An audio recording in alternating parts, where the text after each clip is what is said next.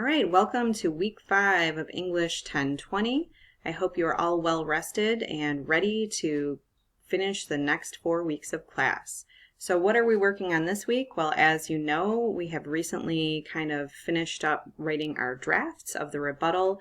Your peer review assignment, that is the one key assignment we're working on this week before we finish up our rebuttal essay final draft. Please be sure you understand the context of the rebuttal. This isn't like a general argument or position essay.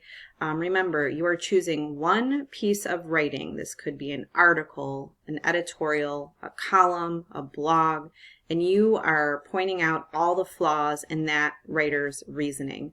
Some of the drafts I looked at seem to be a little bit more like a general argument against the topic. We're not doing that. We already did that in the position essay. This is, again, looking at one person's piece of writing and calling attention to all the flaws in it, the errors, the lack of proof. Remember, logical fallacies are a great way to show that the writer is being illogical, but you can't just say, there's an illogical fallacy here.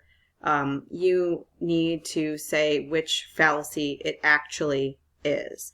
And there are about 200 different fallacies. So you have to decide which fallacy you find in this person's writing and describe how and why this particular example is a fallacy, a slippery slope, a red herring, an either-or fallacy, the true Scotsman fallacy. That's a favorite of mine.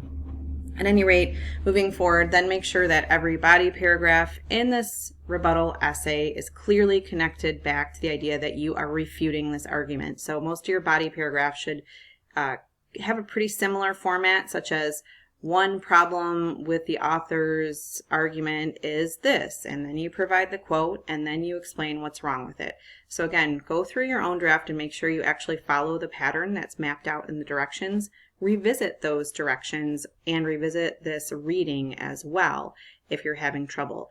We have 3 discussions this week to engage in. The first one is a bit lengthier, so it is worth 10 points. This is a review of APA formatting because, again, as you move out of this class and into all of your other classes in your field, that is something that a lot of professors pay particular attention to. This is one of the things that the folks in the nursing field and OTA and business, they really pay attention to how well your essay is formatted. And I would hate for you to lose points in my class on APA formatting, but I'd hate for you to go out into the other classes and lose points on it as well. So this is a review. We have a couple others about paragraphs and a little review of rhetoric. So moving forward, you may want to skip ahead and start looking at the directions for our final essay. We'll have one project after that final essay, but the final essay project is a proposal. This is where you propose a plan to a current problem in our society. So you'll discuss the problem, you'll provide a history of the problem, when did it start, how long has it been going on. You'll be doing that by using good scholarly research, and then you're going to propose a plan on how to solve it.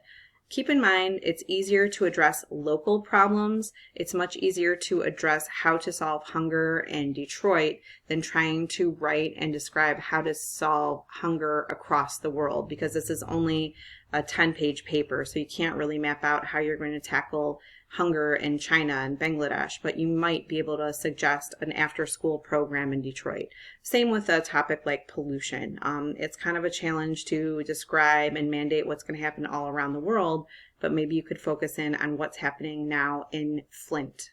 Still no clean water there in some spots. So maybe you could map out that. So looking ahead, you might want to think about that proposal essay. A lot of students find it a fun and interesting project, but right now this week we're just finishing up our peer review and our rebuttal. So I hope you have a great week. Thanks again.